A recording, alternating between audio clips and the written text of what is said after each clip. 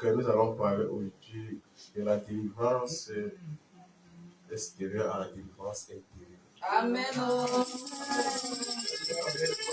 Nous sommes en Jésus. Vous savez, Dieu libère.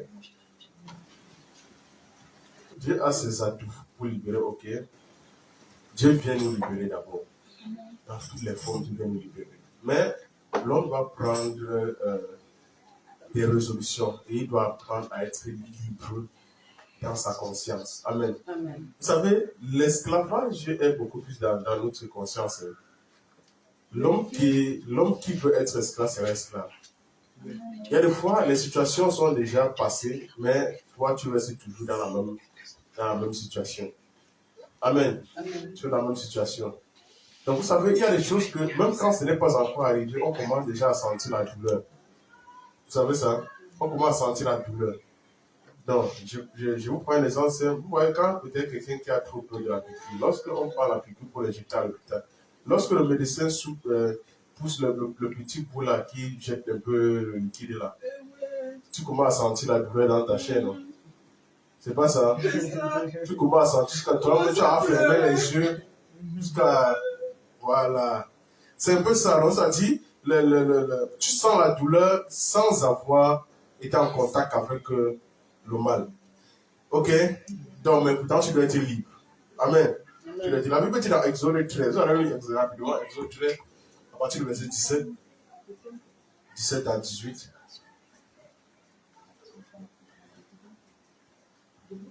Parce qu'il faut comprendre ce que la délivrance que Dieu apporte ne garantit pas la liberté mentale. Hein? Ah, d'accord. Je vais répéter ça à la fin. Regardez le verset 17. Lorsque Pharaon laissa aller le peuple, Dieu ne le conduisit point par le chemin du pays des Philistins. Quoique le plus proche, car Dieu dit, le peuple pourrait se repentir mais la suite. En voyant la guerre et retourner en Égypte. Le verset 18 maintenant. Mais Dieu fit faire au peuple un détour par le chemin du désert vers la mer Rouge. Et les enfants d'Israël montèrent en armes hors du pays d'Égypte. Écoutez bien comment Dieu procède. Romains le verset 17. Romains le verset, regardez bien. Regardez comment ici, on a essayé de parler de Dieu, on a essayé de faire ce sur pays d'Égypte. Mais Israël, c'est-à-dire dans son cœur, Israël garde encore l'Égypte. On se comprend un peu. Dieu dit ici que lorsque Pharaon laissa aller le peuple, Dieu ne les conduit point par le chemin du pays des Philistins. Quoique le plus proche, Dieu ne les conduit pas par là. Car Dieu dit, c'est Dieu qui dit, le peuple pourrait se repentir. Écoutez bien Dieu. Hein? Mais on est en train de proclamer un Dieu de repentance, non? Ce n'est pas ça. Mais Dieu dit, si je fais passer les gens, c'est pas ici. Or, toi, dans ton esprit, c'est que, c'est-à-dire, tu vas faire passer les gens parce que non, si je passe ici, non, il y aura un grand nombre de repentance et les gens vont donner la vie à Jésus, ça non? Le plus souvent, c'est pas le prendre de Jésus là-bas. Le plus souvent, on pense que c'est lorsque on va trouver certaines stratégies pour vite amener les âmes à Jésus que ça va glorifier Jésus. Pour Jésus, ce n'est pas ça le problème. Jésus pouvait bien prendre le peuple et il les fait passer directement du côté des Philistins pour qu'en voyant la guerre, ils se repentent. Et il dit, maintenant, ils vont se repentir et retourner en Égypte. Pourquoi ils vont retourner en Égypte? Ils auront peur, ils vont se repentir. Et le chemin le plus court, c'est où? L'abri la plus favorable, plus proche, c'est où? C'est pourquoi vous allez vous rendre compte que lorsqu'un enfant donne sa vie à Jésus, c'est facile pour lui de reprendre la vie du monde. C'est facile. Qui est là pour le suivre? Qui est là? Il n'y a personne, non? Qui est là pour l'empêcher de continuer d'aller en boîte de nuit? Personne. Lorsqu'on se sépare là, qui surveille qui? Personne, n'est-ce pas? Donc, il n'a pas de compte à te rendre. Il va te dire sa vie l'intéresse à lui. C'est pourquoi l'Église aujourd'hui, on ne qualifie pas le chrétien en fonction du nombre de fois que la personne est à l'église ou bien de la fidélité de la personne à l'église. Tu peux être à l'église du 1er au 31, mais tu es le plus, c'est-à-dire le plus voyou de tous les chrétiens de la terre. Regardez au verset 18. Dieu dit, voici le verset 18. Mais Dieu fit faire au peuple un détour par le chemin. Donc c'est Dieu lui-même qui prolonge le chemin. Or, Dieu pourrait faire les passer parce que du côté fixé, ça doit être le plus court chemin. Il dit non, quand ils vont voir la guerre, les gars s'ils vont retourner. Il dit je vais faire un détour par le désert, vers la mer rouge. Là où il a fendu la mer rouge. Il dit vers la mer rouge, les enfants ils allaient monter en armes hors du pays d'Égypte. Donc maintenant là, ils étaient en train de partir hors du pays d'Égypte. Mais dans cet état d'esprit, ils avaient une conscience. Dieu savait que dans leur cœur, il y avait l'Égypte.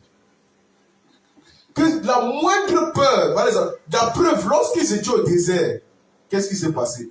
Quand ils ont commencé à manquer c'est-à-dire le concombre, le melon, tout ce qu'ils ont cherché, ils ne voyaient plus au désert, parce qu'au désert, on ne cultive pas le melon. Et puis ils ont commencé à dire à Dieu que, mais dis donc, nous on fait quoi ici? Toi, tu nous amènes au désert, il n'y a pas le concombre, il n'y a pas l'ail. Hein? Il n'y a pas le melon.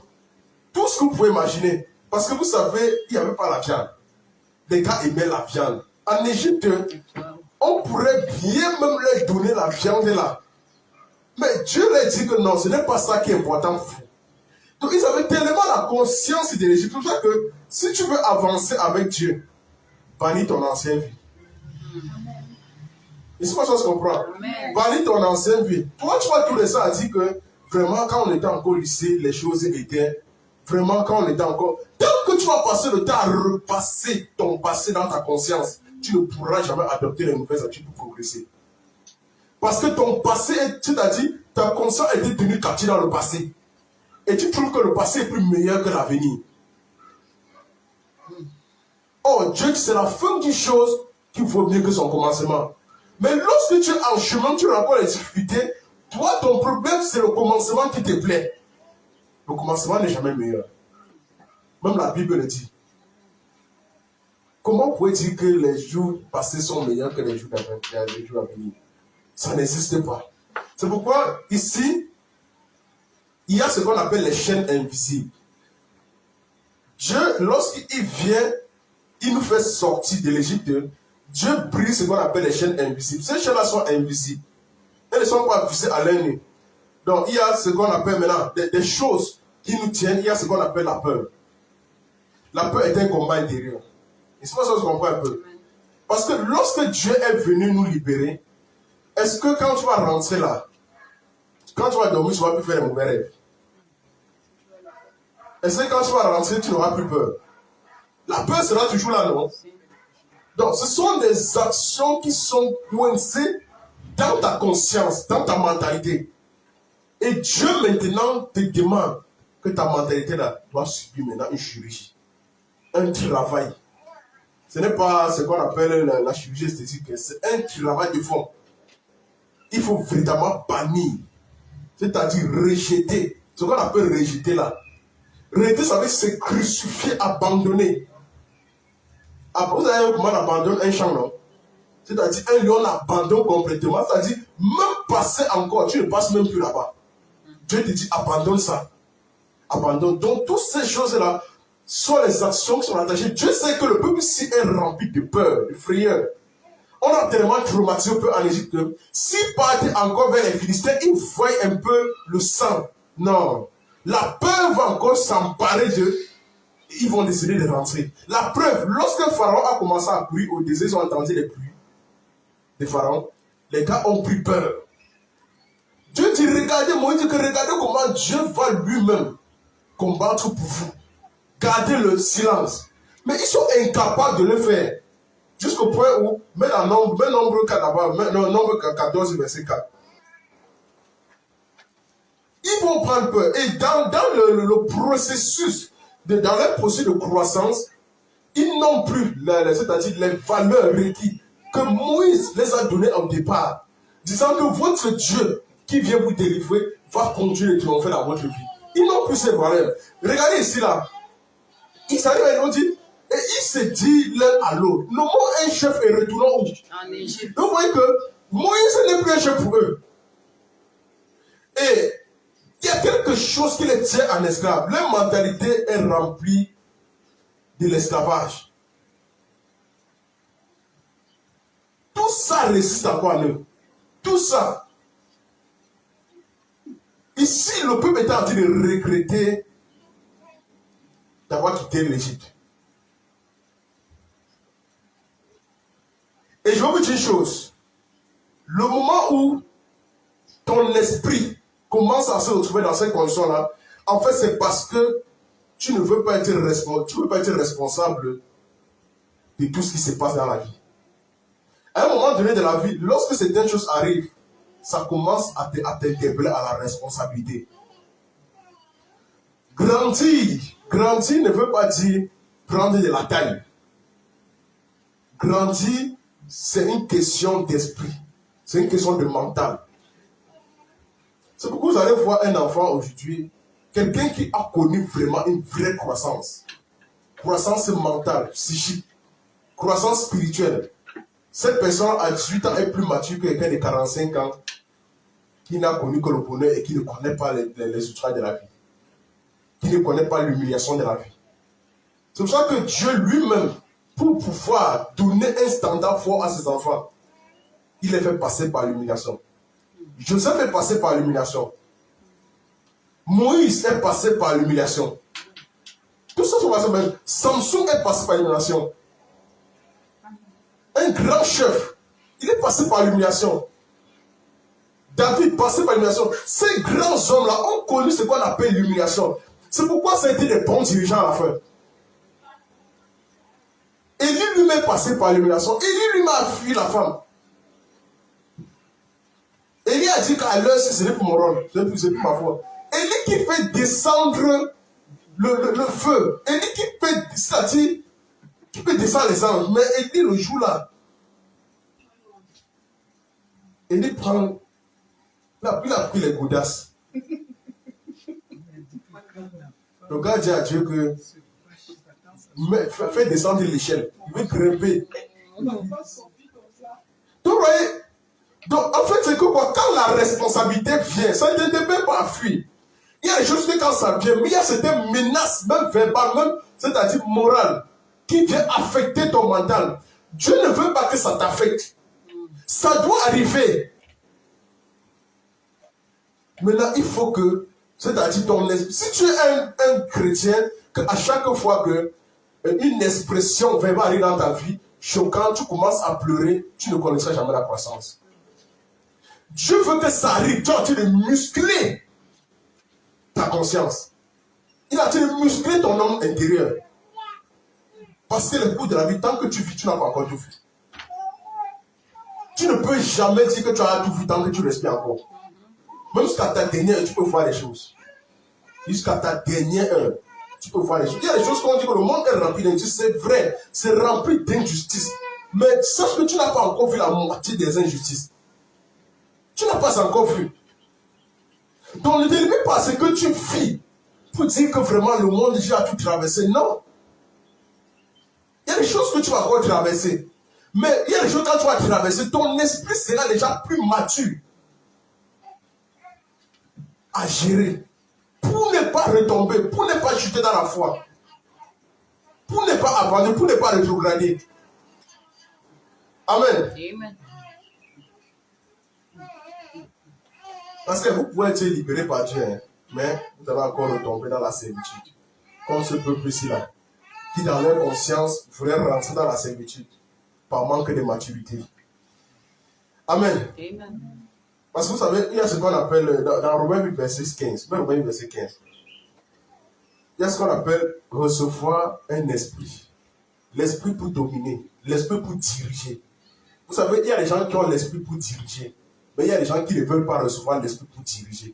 Dieu dit, vous n'avez pas reçu un esprit de servitude. Parce que il y a les personnes que dans leur vie, tellement ils ont vécu dans une forme de servitude, de peur, au point où tout ce qui se passe, ils n'arrivent pas à quitter la zone d'inconfort. Ils n'arrivent pas à quitter la zone de servitude.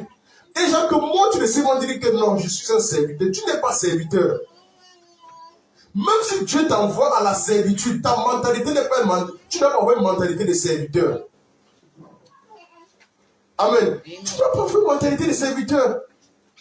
Il faut bannir ça de ta conscience. Parce que Dieu t'appelle à la grandeur. Lorsqu'il a envoyé Joseph, il n'envoyait pas Joseph à la servitude pour maintenir Joseph dans la servitude. Mais il était en train de bâtir Joseph à la grandeur parce que Joseph était un enfant avec une conscience un peu trop immorale. Il était un peu trop immoral. Mais Joseph était quelqu'un qui il portait la grâce, transportait la grâce de Dieu en lui. Mais Joseph était un peu trop bavard, immature de conscience. Et au milieu de ses frères qui n'avaient pas vraiment la bonne conscience de la bonne maturité de le bâtir, Dieu devait le retirer, l'amener chez quelqu'un où il devait comprendre la maturité, la conscience que Joseph était maintenant un homme observateur. Dans le lieu d'esclavage où il était, où il n'avait pas le droit à la parole, il devait maintenant observer. Parce que là où il était chez lui, il avait droit à la parole. Son père lui laissait tout le temps de parler, accuser ses frères comme il veut. Son père lui laissait le droit, même si il va parler, les grands vont parler, le père va dire laissez mon fils parler. Et il connaissait bavarder, trahissait. Donc, c'est vrai qu'il s'est coué dans la liberté d'expression totale. Mais il faut que Dieu casse cette liberté. Maintenant, Dieu va t'amener où tu n'as plus le droit de t'exprimer comme tu t'exprimais. Et maintenant, tu vas apprendre ce qu'on appelle l'observation, la loi de l'observation. Maintenant, Joseph va arriver à un milieu, il va commencer à observer. Mais Dieu ne l'envoie pas pour qu'il demeure esclave. Maintenant, ici, là, il savait que l'esprit qu'il a reçu n'est pas un esprit de servitude. Parce que si l'esprit que tu reçois te maintient dans la servitude, vous avez dit que pour être encore dans la crainte, mais vous avez reçu un esprit d'adoption. Un esprit d'adoption par lequel nous crions à ma paix. Donc, en nous, il doit y avoir quelque chose qui résonne en nous. Joseph savait que je suis esclave, mais au fond, je ne suis pas un esclave. Donc, quelque chose en toi doit t'interpeller que je suis un fils. Je suis un enfant du ciel. Je suis un citoyen du royaume des cieux. Il y a quelque chose en toi qui doit t'interpeller. Il y a des valeurs que tu dois maintenant épouser qui doivent témoigner la personne en toi. Sinon, tu vas tout bâtir un être vraiment très médiocre dans ta vie. Très médiocre. Et tu ne pourras pas influencer. Amen. Amen. Oui, dans Proverbe 23, verset 7.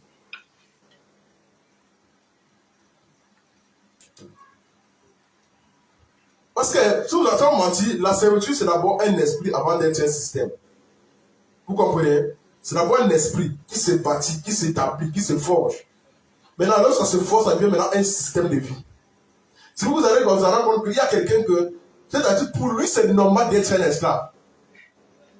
C'est normal d'être sous la tutelle, c'est normal d'être, c'est-à-dire sous la tutelle de quelqu'un à vie.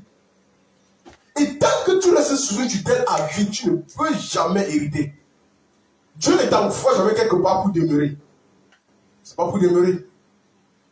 Parce que Dieu nous interpelle tous à migrer. Amen. Amen. Parce que dans toute fonction vitale, l'oppression commence d'abord dans la pensée. On est d'abord oppressé dans notre pensée. Oppressé. On a des questions sans réponse. Comment quelqu'un peut dire que j'ai tellement de questions mais je n'ai pas de réponse? Où sont pas? Tu vas faire quoi pour avoir la réponse là? Tu commences à te mettre du stress, de la pression dans ta croissance. Ok? Parce que le diable n'a besoin que d'un esprit soumis. Hein?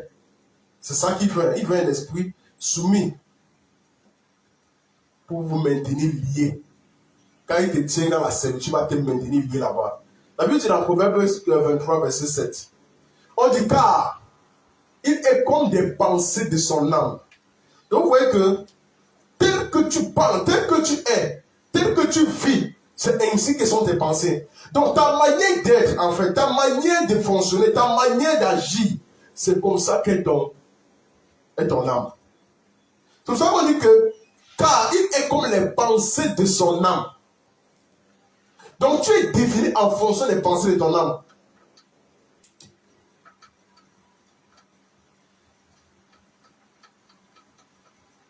Ok, regardez, on dit souvent que quand on voyait souvent dans les lois, que l'homme noir était un homme dominé nécessairement. Hein? Est-ce que vous savez que si l'homme noir pense comme quelqu'un qui est dominé, quelqu'un qui est sous, on appelle ça quoi?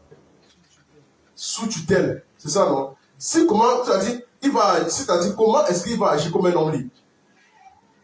Il ne peut pas agir comme un homme libre. Il va agir comme quelqu'un qui est dominé, bien qu'il soit libre. Même si on t'a libéré, tu vas devoir agir comme quelqu'un qui est dominé. Tu n'es pas différent d'un animal. Vous savez, si tu peux prendre, si vous partez prendre, je ne sais pas trop, une poule, là-bas au nord, vous venez vous voyager avec la poule jusqu'ici à Douala. Vous attachez la poule, vous élevez la poule ici pendant 3 mois, un an, vous le maintenez en esclavage. Pendant 3 mois, 1 an. Après ça, libère la poule ne va jamais sortir. Même si la poule part, bien qu'elle soit libre, elle va toujours considérer que elle a toujours besoin de retourner au pied de son maître. Elle est toujours esclave là-bas. Fais de la poule ce que tu vas, la poule va te retourner. Même si tu l'as pris au nord, élève la poule, maintiens la poule dans un cadre, après libère la poule, elle va te retourner là-bas. Parce que quand on t'a déjà emprisonné quelque part, ton âme commence à être forgée. Ce qui fait qu'on dit que car il est comme les pensées de son âme, c'est-à-dire que dans tout ce que tu penses, ça va ressortir. Amen. Amen.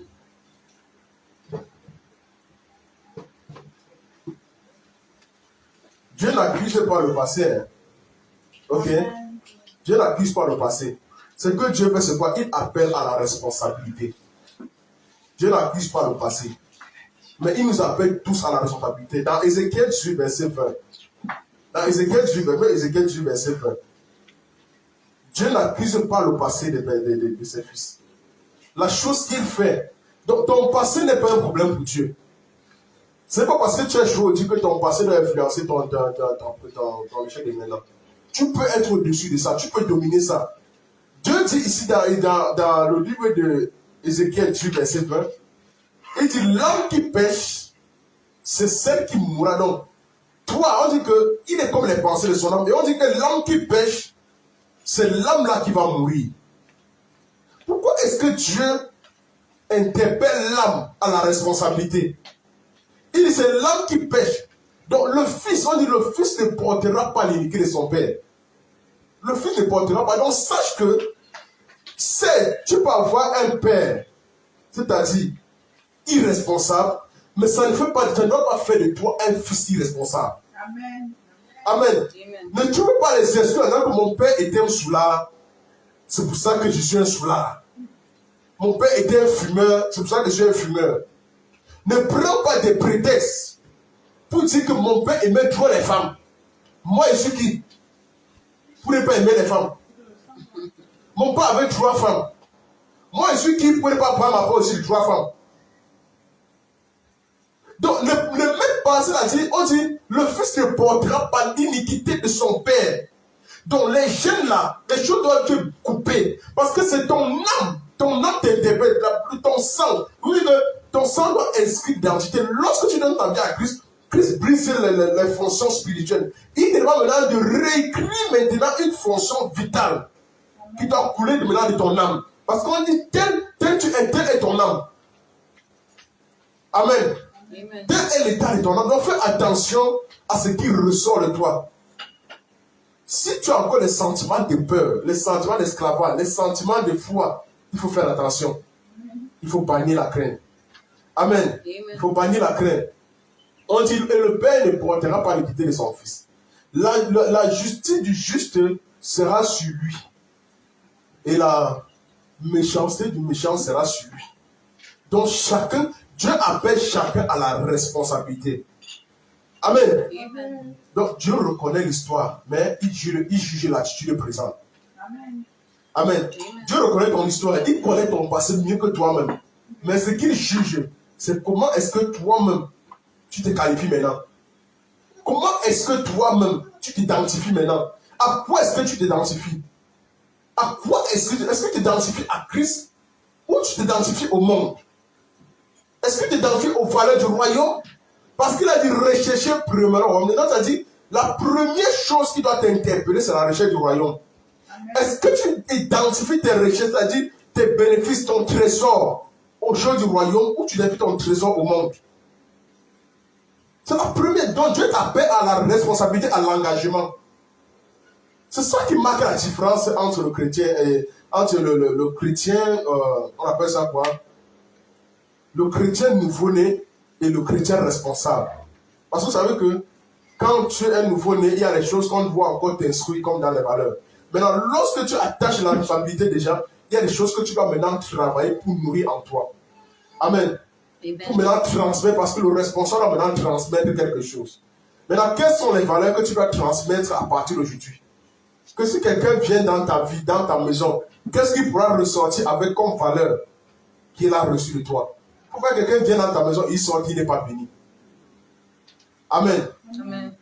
Il faut au moins une bénédiction qui va transformer sa pensée.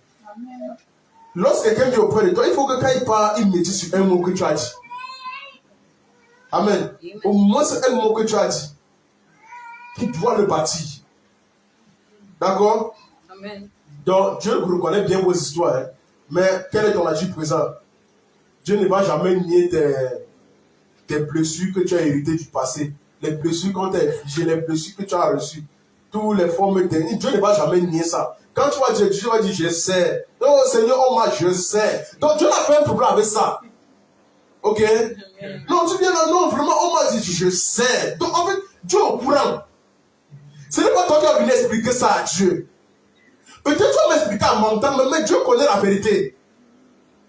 Pour qui tu veux savoir la vérité, donc elle explique ses problèmes. C'est pas ça. Hein? Quand vous avez vu quelqu'un qui vient vous expliquer ses problèmes, il t'explique en mentant. Hein. Il va mettre le Jansan dedans. Oh, le Jansan non, va faire partie de tes problèmes. Il met le Jansan, il met le Bifaka. Hein? Il embellit d'autres et puis quand c'est pour détruire l'autre là, l'autre image, il garde bien, il met le piment, le pépé là-bas. Mais sur son langage, sur ce qu'il a dit, sur son langage qu'il a dit, il va verser le miel, le lait. Pour dire que moi je n'ai que 10 ans, hein. Mais il fallait le voir le jour là en disant ça. Tu ne veux même pas reconnaître que c'est lui. Si Dieu fait la, il filme comme s'il était mort, que voilà c'est que, il va montrer, voilà c'est que la femme là parlait le jour là. Comme tu vas rester debout comme ça là. Tu vas dire, hey! Faites attention. Dieu connaît votre histoire, donc laissez, ne venez pas raconter l'histoire à Dieu. Tout ce que Dieu interpelle dans ta vie, c'est la responsabilité. Amen. Amen. Ok? Amen. Tout ce qu'il va seulement faire, il ne va pas permettre que le passé devienne une excuse éternelle. Il va t'interpeller à ce que tu ne passes pas ton temps à dire. Parce qu'à un moment donné, Dieu va avancer. Quand tu seras encore en train d'expliquer les problèmes, Dieu va ne sera plus dans tes problèmes. Comment chaque année tu peux t'expliquer les mêmes problèmes? Vous avez vu les chrétiens que chaque année, on les reçoit chaque mois c'est les mêmes problèmes qu'ils expliquent. Chaque mois, ça dit que pendant que Dieu a dit d'avancer, toi tu es là. Oh Dieu, tout ce qu'il fait, il te permet de comprendre ta responsabilité afin que ce qui t'arrive là ne demeure pas dans ta vie. Que tu vas comprendre que tu dois prendre l'ascendant, tu dois monter, tu dois être au-dessus de ça. Ok? Dans Josué 24, verset 15. Mais Josué 24, ce sont les principes spirituels pour pouvoir grandir, pour pouvoir neutraliser, c'est-à-dire toutes les forces invisibles du passé. Josué 24. On a mis? D'accord. Regardez bien. Il dit, si vous ne trouvez pas bon de servir l'Éternel, parce que prenez les résolutions, c'est les choses qu'il ne faut pas de l'engagement, parce qu'aujourd'hui on se rend compte que les gens trouvent des excuses pour ne pas servir Dieu. Quelqu'un vient à l'église aujourd'hui, c'est-à-dire, il raconte ses problèmes, et comme il finit, il disparaît. Le jour qu'il va encore revenir, quand il va encore te rencontrer, il va encore t'expliquer ses problèmes. Après, ma compte disparaît. À un moment donné, mais tu vas dire, mon fils, tu veux même voir la fin. C'est-à-dire, le problème là ne doit pas définir ton avenir. Il ne faut pas que tu restes sur le même problème. Tu restes sur les douleurs du passé. Ne restez pas en Égypte. Ne restez pas dans mon oncle Ma, ma tante Ma, mon patron Ma. Ce n'est pas ça le problème. Ce n'est pas ça. Il faut avancer. Le plus souvent, il faut faire table rase sur certaines choses. Et Dieu demande d'oublier ça. Oublie et prends maintenant des responsabilités de changer. C'est pour ça que Dieu interpelle tout le monde à la responsabilité. Il dit ici là, si vous ne trouvez pas bon les éternels, choisissez au Dieu qui vous voulez servir. Il faut choisir. Ou les dieux que servaient vos pères au-delà du fleuve. Mais la suite. Ou les dieux des Amoréens dans le pays dans lequel vous habitez. Il dit, moi et ma maison, nous servirons. Parce que lui, il a pris, parce que le peuple le fatiguait en fait. À la fin, il ne comprenait pas qui est-ce que ces gens-là voulaient servir. Donc, ils voulaient rentrer dans le passé que leur père, c'est-à-dire dans la servitude de leur père. Il constate qu'il a envie de conduire un peu, mais ce peuple-là le régit toujours à pouvoir rentrer derrière. L'interprète toujours à penser du jour du passé. Il dit, tu as résoudre les problèmes c'est-à-dire, on a résolu au temps de leur père. Au temps de Dieu des Amouriens, on a résolu le problème là-bas. Jésus, c'est le tour à dire de résoudre ce problème-là. Moi, Jésus a dit que, bon, en tout cas, attends, laissez d'abord. Vraiment, vous me fatiguez à vos problèmes-là tous les jours. Maintenant, vous la choisissez qui vous voulez servir. Il choisissait. Tout le monde est libre. Hein? Parce que ici, Dieu vous a rendu libre. Dieu vous a délivré. Dieu vous a montré qu'il avait vous. Ce que vous vivez là, c'est la captivité du passé. Ta conscience est posée dans le passé. Et Dieu te dit maintenant, prends la responsabilité de quitter de là. Choisis qui, parce que lorsque tu sais Dieu, ta conscience est attachée aux fonctions du royaume. Par conséquent, tous les choses du monde ne peuvent pas t'intéresser. Plus rien ne peut te tenir captif. Amen. Amen. Je ne sais pas si ça se comprend. Amen. Parce que la première condition pour pouvoir mettre le pas dans un changement, dans une transformation, ça part à partir d'un être, d'une personne régénérée. Et Dieu ici nous interpelle à une transformation. Parce que la transformation précède quoi? La domination. Amen. Lorsque tu n'es pas transformé, tu ne peux pas dominer. Or, Dieu dit qu'il t'a fait pour dominer. Amen. Mais lorsque tu n'es pas transformé, la domination interpelle à la royauté. Dieu dit qu'il t'a fait roi. Un roi, c'est quelqu'un qui domine. Le roi n'est jamais dominé. Il n'est pas dominé. Mais tu es dominé à quoi de tes pensées qui te rendent, c'est-à-dire sous influence.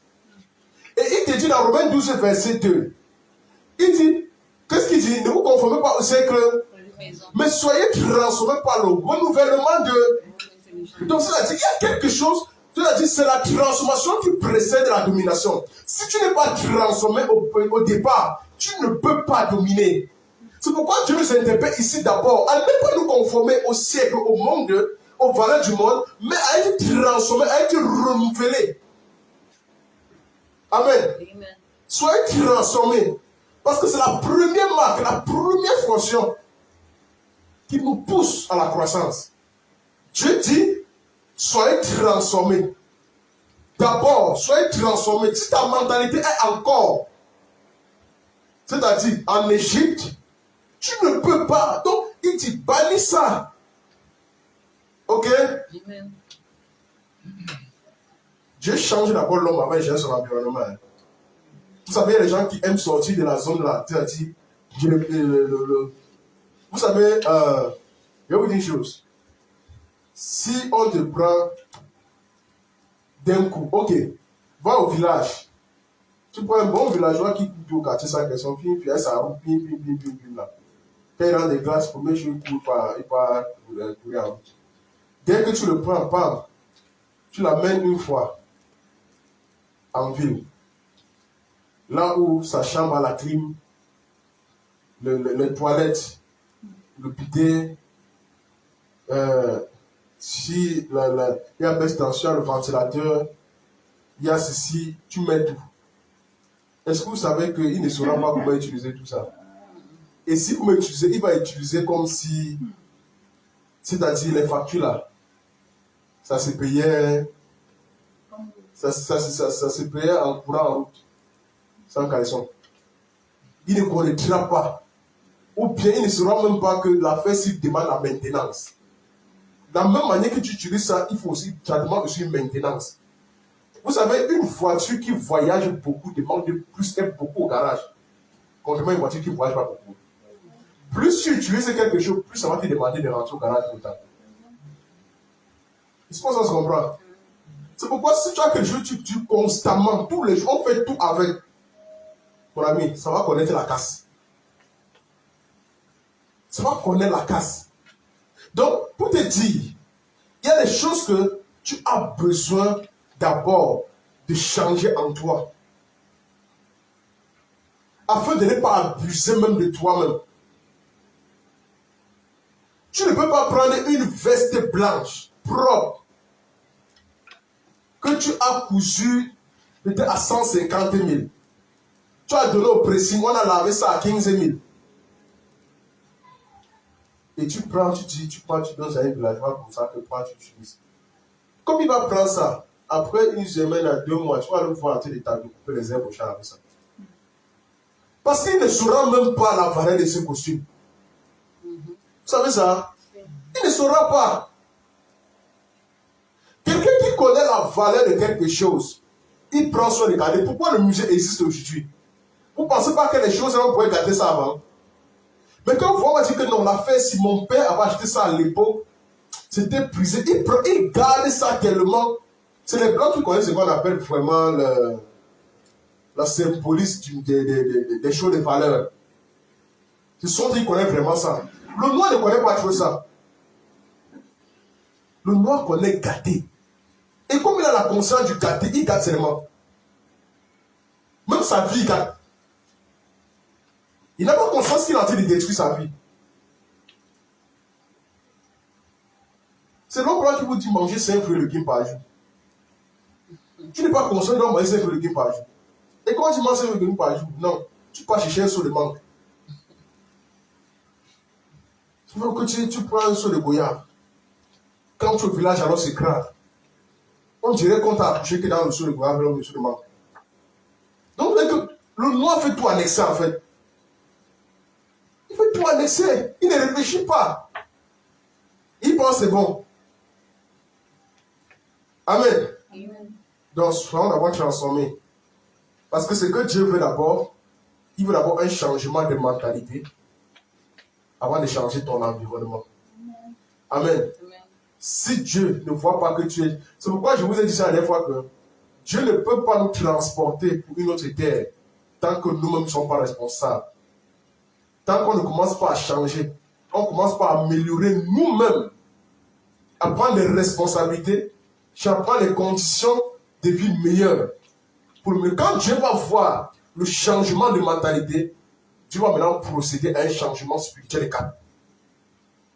Parce que si ce n'est pas le cas, nous-mêmes, parce que si on t'établit sur une brebis, tu n'es pas capable de prendre soin de la brebis, on ne t'attend pas à avoir 100 brebis. Parce que pour prendre soin de 100 brebis, ça demande plus d'énergie, plus de responsabilité, plus d'engagement. Si tu manques de consécration sur une brebis, il sera difficile pour toi de pouvoir maintenir 100 brebis. Pourquoi vous dites être le bon berger? Amen. Amen. Parce que sans transformation intérieure, la personne devient dangereuse. C'est pourquoi si tu prends quelqu'un qui là, tu mets comme ça en vie, directement il vient pouvoir, il va connaître c'est quoi. Il va connaître c'est quoi, il va tomber dans la piscine, la pisser, chier dedans. Il s'en fout. Il va croire que c'est comme l'eau du marigot qui part du locaux. Il connaît quoi de ça. Amen. Amen. Parce qu'un pouvoir sans sagesse produit ce qu'on appelle la destruction. Lorsque tu acquiers le pouvoir, c'est pour ça qu'on dit les gens qui cherchent seulement les onction, mais sans acquérir la sagesse. C'est-à-dire, si tu reçois même l'onction là, ça va seulement développer un caractère de destruction dans ta vie. L'onction, non seulement, ça va me dire détruire toi-même et ça va détruire ton entourage. tu vas détruire avant de partir. C'est ça le problème. Ça va acquérir d'abord la sagesse. Amen. Amen. Ça va être régénéré, à être instruit. La Bible dit dans Matthieu 12 et 45. À ce niveau-là, la Bible nous interprète ça comme moi qu'un esprit chassé peut revenir si la maison est vide, si la maison n'est pas occupée, si la maison n'a pas de remplaçant. Parce que lorsque Dieu procède à la délivrance, la chose qu'il a besoin, il veut faire c'est quoi? C'est qu'il faut quelque chose qui occupe maintenant votre maison, qui occupe ta pensée, qui occupe ton esprit. Si Dieu vient te délivrer et que ton esprit ne reste, c'est-à-dire ne prend pas un autre maître, ne prend pas une autre direction, sache que ton esprit va retourner. Ça va retourner. Il dit, et s'il s'en va, il prend avec lui 7 autres esprits plus méchants que lui. On dit, ils entrent dans la maison, ils s'établissent, ils s'établissent, et la dernière condition de cet homme est pire que la première. La dernière là, est plus pire. Donc vous voyez que Dieu, il en sera de même pour cette génération méchante. Donc vous voyez que Dieu est en train de parler de cette génération. Une génération qui n'a pas, c'est-à-dire qui refuse d'être transformée, qui refuse d'être renouvelée dans les pensées, qui refuse de sortir d'Égypte, qui refuse de pouvoir épouser les valeurs du royaume. Il dit que lorsque tu seras même délivré, et que la personne qui t'a délivré ne prend pas place, tu ne lui donnes pas la première place dans ta vie, sache que lorsque ceux-là vont partir, il va chercher avec lui. C'est plus méchant que lui, quand il va revenir, il va te détruire. Amen. Il va te détruire. Faisons très attention. Amen. Amen. Ne cherchons pas d'abord les délivrances. Par contre, par moment que quand quelqu'un vient à l'église, ne commencez pas par la délivrance. Commencez-lui d'abord à lui donner les valeurs de sagesse avec lesquelles, lorsqu'il recevra sa délivrance, il ne pourra plus jamais retourner. C'est pourquoi le processus vraiment du salut des âmes, du suivi des âmes, de consécration, de baptême, vraiment c'est quelque chose d'idéal. Pourquoi? Parce que on a constaté que les personnes qu'on a pris, on les a rapidement baptisées, ne connaissent pas la valeur des baptêmes. Je sais pas si on se comprend. Amen. Il ne peut pas connaître la valeur des baptêmes. Il va croire que c'est normal. Il va croire que c'est normal et puis il n'y a rien dans ça. Il faut montrer à la personne l'importance du baptême. C'est pourquoi, sur le plan ecclésiastique, dans l'église catholique romaine, ils ont, c'est-à-dire, rendu le baptême comme, en fait, le summum de ta vie chrétienne. Sacré. Ça veut dire que lorsque tu entres dans les eaux, même Jésus, lui, il a d'abord cherché. Il a été bâti. Il croissait en ça. C'est ça, non? Jésus a pris le temps de grandir jusqu'à 30 ans. C'est-à-dire, il a pris son temps de 12 ans au temple. Il bâtissait l'enseignant. Il travaillait jusqu'à 30 ans. Et tu te mets la question du baptême. Avant d'aller accepter, il dit, bon, maintenant, je suis prêt à l'entrer dans les eaux du baptême. Un Dieu. Vraiment. Mais aujourd'hui, les gens n'ont plus la conscience du baptême. C'est vrai que le baptême, on dit, c'est... je vais baptiser la semaine prochaine. Et d'accord? Ce n'est plus ça le baptême. C'est nous qui avons dévalorisé le baptême. C'est nous-mêmes. C'est pourquoi on dit le baptême chez nous. C'est pourquoi même les catholiques, le baptême ce jour-là, c'est une fête. Ils te montrent que tu dois valoriser ça. Jusqu'à ce que même on invite même le prêtre, il doit partir chez toi. Le prêtre doit aller manger ici, il doit boire son pot de vin, il doit quitter ici, il doit partir là-bas. Donc ils ont rendu ça plus... C'est-à-dire, comme, je ne sais pas trop, une grande réjouissance dans le ciel en fait. Et il manifeste ses réjouissances sur la terre. Chez nous ici là, c'est que non, bienvenue, bien-aimé. En fait, c'est pas nous qui avons donné, on a pu donner la valeur. Il faut que nos baptêmes soient, c'est-à-dire, un moment de réjouissance, d'événement même. Plus grand même que, je ne sais pas trop quoi, les communions fraternelles. Plus grand. Parce que c'est une âme que ça dit qu'on arrache dans les enfers. Ce sont des âmes qu'on consacre à Dieu. La communion fraternelle, c'est quoi? C'est de fêter notre union, non? Ce n'est pas ça. De renforcer l'amour, non? C'est pas ça. En fait, ça a quand même plus que quand vraiment on a des sacrés âmes qui viennent au Seigneur. Quelle est la valeur qu'on a donnée au baptême? C'est pourquoi quand je m'écoutais tous ces nouvelles instructions, je dis que non. En fait, c'est même ce qu'il faut. Il faut donner aux chrétiens l'importance du baptême. Pourquoi est-ce que... Pourquoi tu veux me te baptiser? C'est quoi le baptême pour toi? En fait, pose la question. Pourquoi le baptême? Pourquoi est-ce que tu penses que le baptême est bien pour toi? Pourquoi tu penses que le baptême là que tu as besoin maintenant? Il y a des choses qu'il faut comprendre. Lorsque tu vas bien l'entrer, il va comprendre qu'il a besoin de sagesse. Il va dire, je suis prêt à d'abord être instruit. Parce que les gens vont dire que non, tu peux être baptisé maintenant, il faut au moins 3 mois, 1 mois. Il va seulement rester là, attendre qu'on lui donne les 3 mois, 1 mois. Là. Non, ce n'est pas ça. Il faut lui poser des questions. Pourquoi le baptême? Pourquoi est-ce que le baptême a été institué? Quand tu parles baptême, il faut que lui-même, il s'interroge. Il faut qu'il s'interroge et qu'il prenne patience à travailler maintenant son caractère. À grandir, à acquérir la sagesse. Que lorsqu'il va recevoir ce baptême, il ne pourra pas donner gloire à Satan après. Mais tous nos gens qu'on a baptisés sont tous en train de donner gloire à Satan aujourd'hui. Ils donnent gloire à Satan. Là, voilà, sorti, vous allez voir dehors. Ils donnent gloire à Satan. Ils s'en foutent de Christ. Vous comprenez que le baptême n'a aucune valeur profonde pour eux. Parce que quelqu'un qui value ce qu'il a reçu, il va bien l'entretenir. C'est pour ça qu'il dit que tu vas prendre un vêtement propre, un vêtement élégant, un vêtement de classe. Tu donnes à quelqu'un qui ne connaît pas ce que c'est. Il va détruire. Il va détruire. Je vous assure.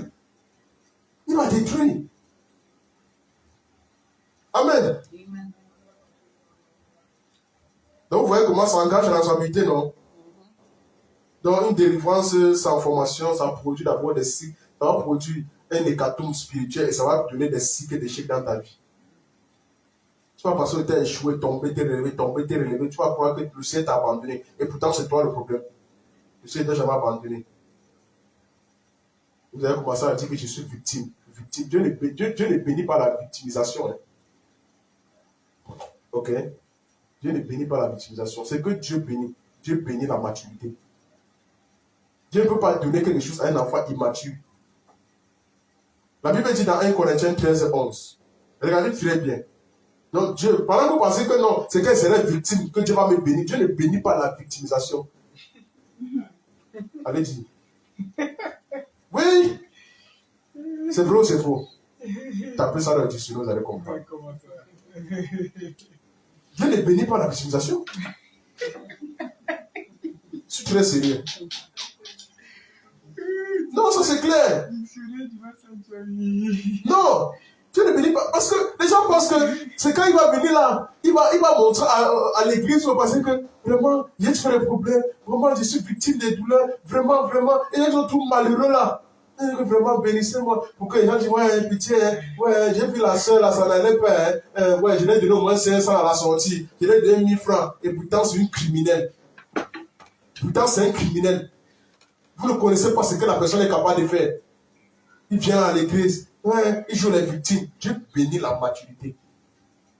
Ce n'est pas la victimisation. Regardez très bien. Dieu dit, regardez ce que Paul dit. Lorsque j'étais enfant, je parlais comme un enfant. Écoutez bien, je pensais comme un enfant, je raisonnais comme un enfant. Lorsque je suis devenu homme, j'ai fait disparaître ce qui était, mais la suite, ce qui était de l'enfant. Donc, lorsqu'il est devenu homme, il dit la première chose, lorsqu'il était enfant, il pensait comme un enfant, il raisonnait comme un enfant, mais lorsqu'il est devenu homme, il a fait disparaître. Donc, Dieu appelle le peuple à la maturité spirituelle. Tant que tu es enfant, tu ne vas que faire les choses de l'enfant. Et Dieu va te maintenir dans ce carreau, bien que tu aies les barbes blanches. Ce n'est pas ça le problème de Dieu. Bien que ton âme, tu vas dire que non, aujourd'hui si j'ai à 45 ans, c'est ton problème. Ce n'est pas ça que Dieu regarde. Dieu regarde ta croissance, Dieu regarde ta maturité spirituelle. Je vais vous parler de votre taille spirituelle, vous allez comprendre à quoi est-ce que ça interpelle. Vous allez comprendre ça. Dans Galates 1, verset 4, Galates 4, verset 1, plutôt, Galates 4, verset 1. Mais Galates 4, verset 1. Si tu ne peux pas passer les choses de l'enfant, tu ne peux pas. Tu peux pas acquérir les richesses spirituelles, tu ne peux pas. Les richesses spirituelles s'acquièrent dans la maturité. Ok? Amen. Regardez. Or, aussi longtemps que l'héritier est enfant. Donc même si tu es héritier d'un grand trésor, c'est le jour que tu deviens maintenant fils. Tu sors de l'esclavage que tu possèdes ton héritage. Tant que tu demeures là-bas, sous la servitude, tu ne peux pas. Même si les promesses t'ont été données, tu ne vas pas obtenir ça. Il y a beaucoup de gens que les promesses de Dieu ne sont pas encore manifestées dans leur vie parce qu'ils sont encore esclaves de certains jours de leur vie. Il faut sortir de là. Dieu dit, or, aussi longtemps que l'héritier est un enfant, je dis qu'il n'en fait de rien d'un esclave. Or, Paul dit que quand j'étais un enfant, je pensais qu'il était comme un enfant. Donc, lorsque l'héritier est comme un enfant, il ne diffère en rien d'un esclave. Donc, Paul veut dire là-bas que dans tout ce qu'il faisait, ses pensées, il était esclave de son enfance. Et si tu ne veux pas passer des choses de l'enfance, tu vas demeurer esclave de l'enfance. Quelqu'un, quand il était jeune et petit, il se plaignait toujours, il grandit, il se plaint toujours comme il n'est pas béni. On a mis grandi un peu. On dit, quoi qu'il soit maître de tout, même si tu gouvernes, même si c'est toi qui dois normalement gouverner, tu ne peux pas, parce que tu restes un enfant. On ne peut pas devenir responsable d'un enfant, on donne la responsabilité à quelqu'un qui est mature. Amen. Amen. Oui, ça se donne à la personne mature. Donc, ne jouez pas à la victimisation. Parce que Dieu nous interpelle tous à la maturité. Ok? L'héritage existe, hein, mais l'immaturité empêche de jouir. L'héritage existe. Donc, tout le monde a droit à un héritage. Mais c'est ton immaturité qui t'empêche d'entrer dans ton canal. Ok? C'est pour ça que Josué a dit, choisissez qui vous voulez servir parce que moi, vous me traînez. Vous m'empêchez. Parce que moi, je suis ma famille et moi, même s'il faut qu'on entre ma famille et moi dans la canal, je vais entrer. Tu dois prendre la décision que même s'il faut que j'entre sur la canal, je dois entrer. Travaille à ta croissance. Travaille à ta croissance. Jésus n'a pas besoin de 1000 mètres pour grandir. Jésus s'est retiré, il partait méditer. Travaille ta vie de consécration. Ta vie de méditation. Amen. Amen. Parce que Jésus, c'est le modèle. Ce n'est pas ça. C'est le modèle suprême. Le modèle suprême de la consécration, de la liberté, de la croissance. Ce qu'on appelle la responsabilité, la liberté responsable. Quelqu'un qui est libre, il est responsable de sa liberté. Est-ce que tu es responsable de la liberté alors? Tu es responsable? Regardez dans Jean 8, verset 36. La Bible dit, si le Fils vous affranchit, vous serez réellement libre. Si le Fils. Donc regardez, quand on parle d'une liberté, la liberté nous attache ici tous à une vie d'engagement. Parce que lorsque nous sommes libres, nous serons maintenant responsables de tout ce qui va nous arriver. Responsable. Lorsque tu libères un chien, s'il sort la voiture de cogne, c'est son problème, non? Ce n'est pas ça. Lorsque tu libères un animal de chez toi, il est responsable de tout ce qui va l'arriver maintenant. Il est responsable. Regardez très bien. Si donc le Fils vous a franchi, vous serez vraiment libre. Regarde, mais Jean 5, verset 6, ça va.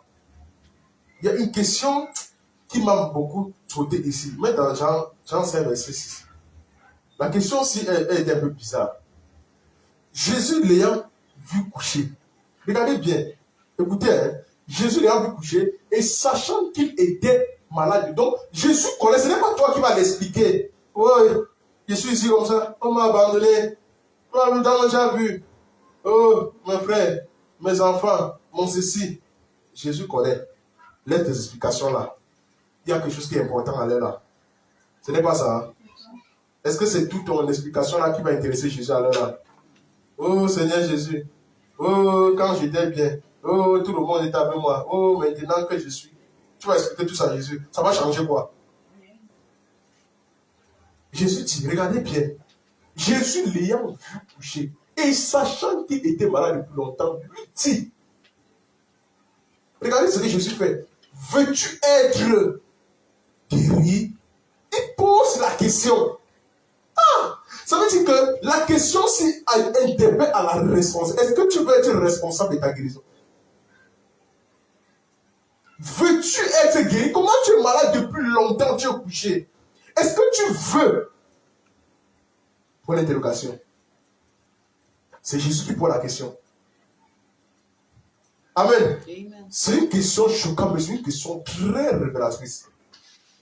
Et Jésus est en train d'interpeller ici les gens à comprendre que tout le monde, vous savez, tout le monde va être libre. Hein?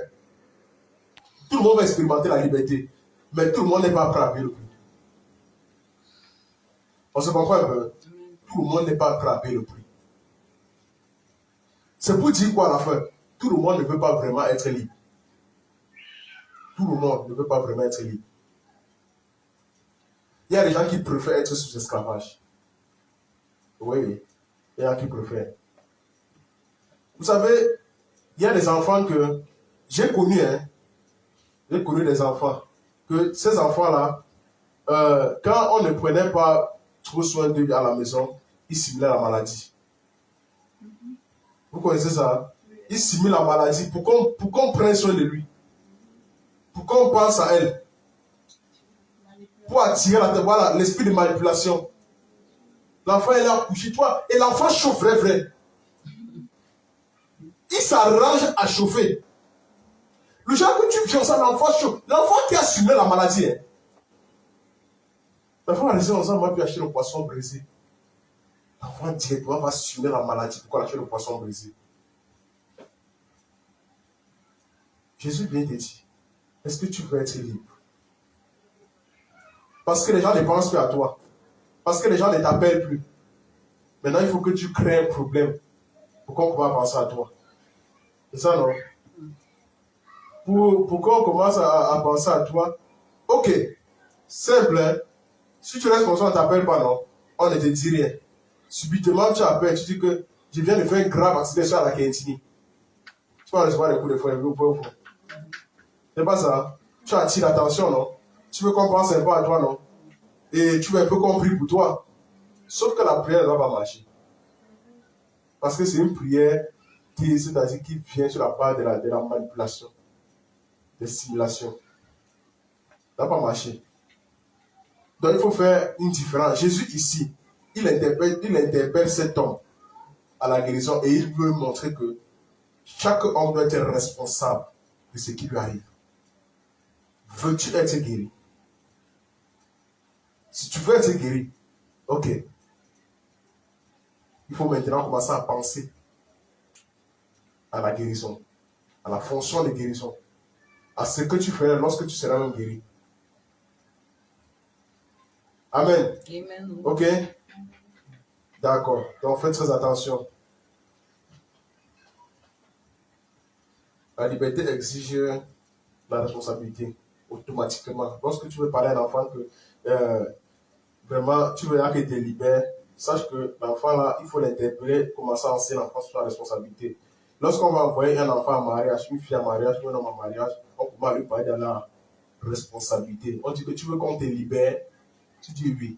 Donc le père va te dire le jour là, ma fille, peux-tu partir? C'est ça? Ce n'est pas ça. Tu vas dire oui, non? Maintenant, le soir, là, qu'est-ce qui va se passer? On va maintenant donner des conseils, non? Chacun va donner des conseils, non? C'est pour dire qu'on attire ton attention. On va te dire que ma fille, si tu as un problème avec ton mari, allez dans la chambre, allez poser là-bas, que ce ne soit pas sur les toits.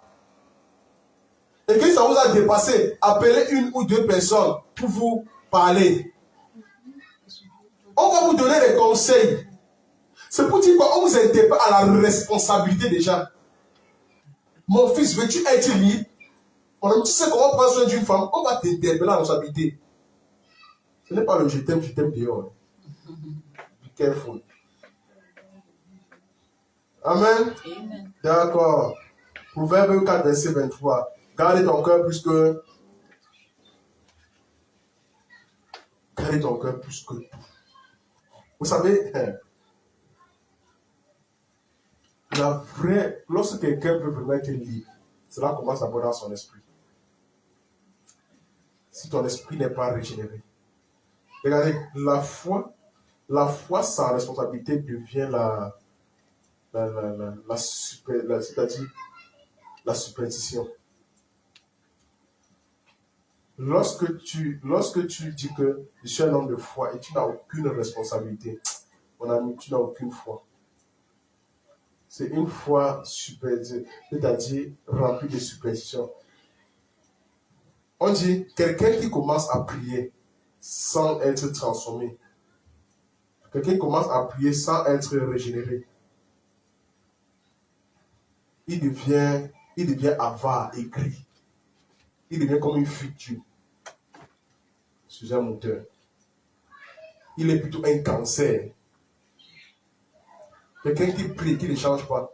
Regardez quelqu'un qui dirige une cellule d'intercession, un chef d'intercession, il prie, il fait ceci, c'est-à-dire c'est un intercesseur, mais sa vie ne change pas. Son caractère ne change pas. Il ne grandit pas en amour. Parce que le caractère d'un intercesseur, sa particularité, c'est l'amour. Parce que l'intercesseur doit aimer pour pouvoir prier. Si tu n'aimes pas ce pays, tu vas prier pour ce pays. Si tu n'aimes pas ton église, tu vas prier pour ton église. Tu n'aimes pas ton pasteur, tu vas prier pour ton pasteur. C'est impossible. La particularité d'un intercesseur, c'est l'amour. C'est d'abord l'amour. Ce n'est pas la particularité d'un berger d'abord, c'est la particularité d'un intercesseur. Parce que quelqu'un qui intercède, c'est quelqu'un qui embrasse. La fonction, est-ce que Jésus était venu pour être le berger sur la terre? Jusqu'à présent, qu'est-ce que Jésus fait? C'est un intercesseur, non? C'est la particularité d'un intercesseur, c'est l'amour. On dit qu'il a tant aimé le monde qu'il a donné son fils. L'amour, c'est juste un penchant, c'est-à-dire un côté que le berger doit avoir. Mais l'intercesseur doit être rempli d'amour. Un intercesseur véritable. Parce qu'un intercesseur, c'est celui-là qu'on ne doit pas trouver des failles pour la vie. C'est pour ça que Jésus reste intercesseur jusqu'à présent. Parce qu'on dit qu'il a son corps sans tache, ni de son sang sans tache, c'est-à-dire que propre à l'intercession. Amen. Amen. Et c'est pas son ensemble. Amen. D'accord. Dans 2 Chroniques 7, verset 14. Mais 2 Chroniques 7, verset 14.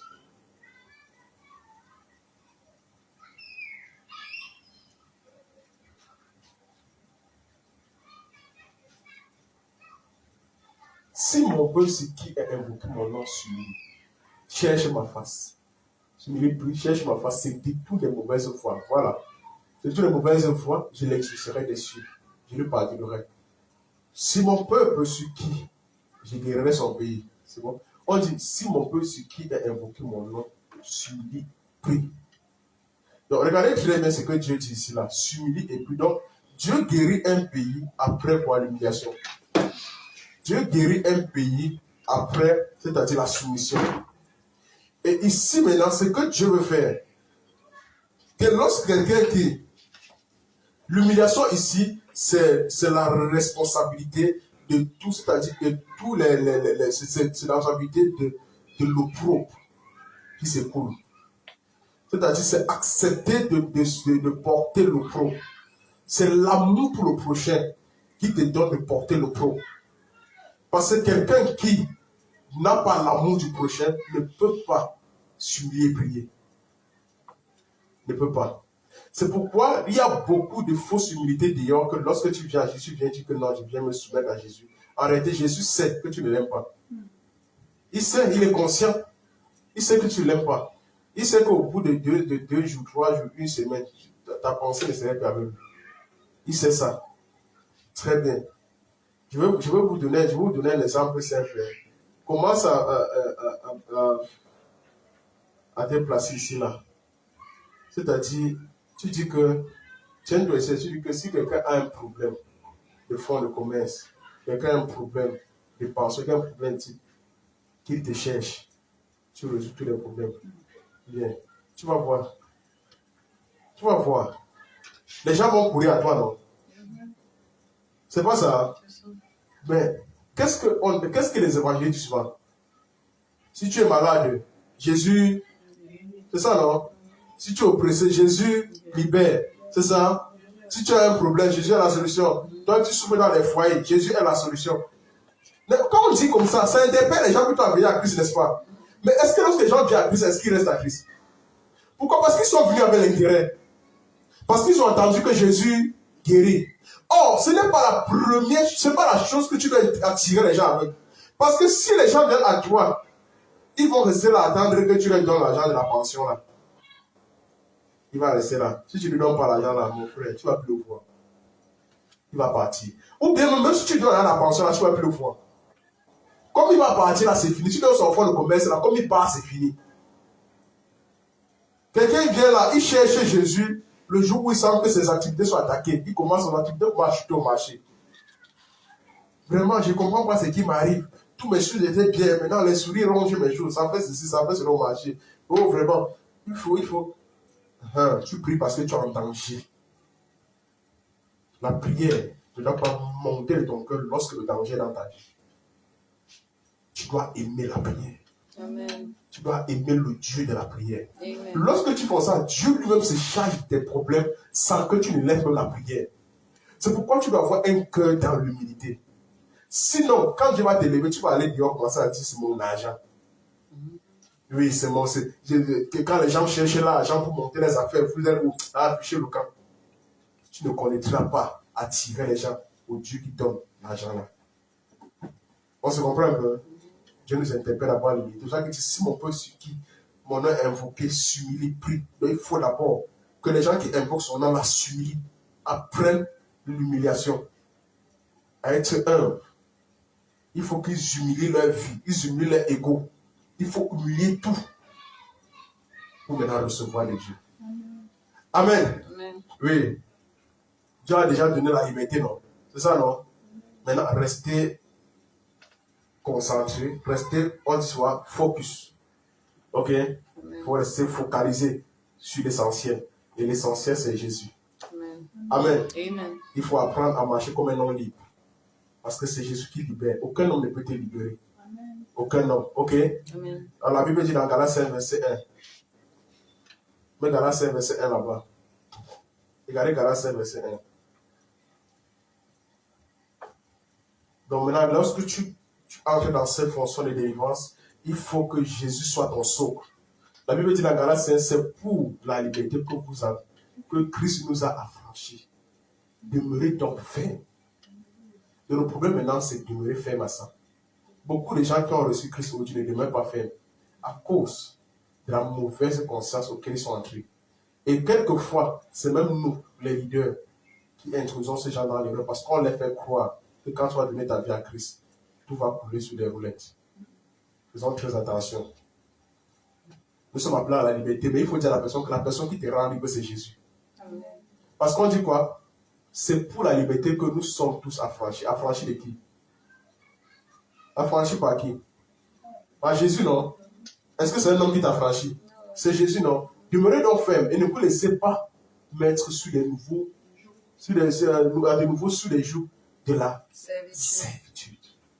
Donc, lorsque tu viens, on dit maintenant que les mains fermes. Lorsque quelqu'un a acquis la maturité, il faut que lorsque maintenant il lance dans une fonction de liberté, qu'il ne se laisse plus mettre à nouveau sur les jougs de la servitude.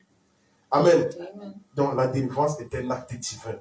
C'est ce qu'il faut d'abord retenir. Un acte divin, la liberté est une responsabilité humaine.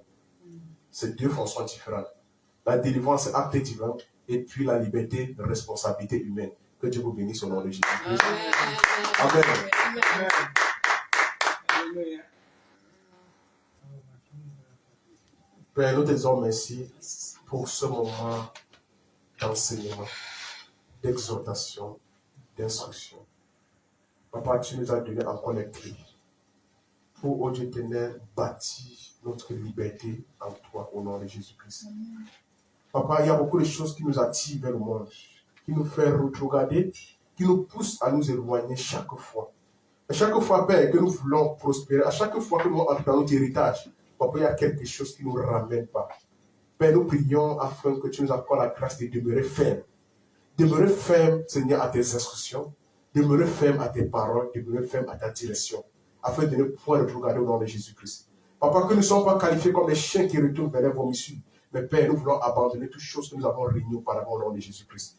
Donc nous attachons à ton royaume, aux instructions de ton royaume, à toutes tes valeurs au nom de Jésus, afin d'acquérir, Seigneur, les propriétés, Seigneur, qui sont attachées au royaume au nom de Jésus-Christ. Donc nous les dominer, Père éternel, comme des hommes, Père, que tu as mis sur la terre, afin de régner et de dominer au nom de Jésus-Christ. Merci, Papa, pour la grâce que tu as libérée dans ces paroles. Et nous croyons fermement à ce que, oh Dieu, tu as équipé chacun au nom de Jésus. Et que toute parole d'anxiété qui était dans notre conscience, que cela soit complètement consumé au nom de Jésus-Christ. Et que nous remettons l'homme nouveau par lequel nous marchons et nous crions à Père au nom puissant de Jésus.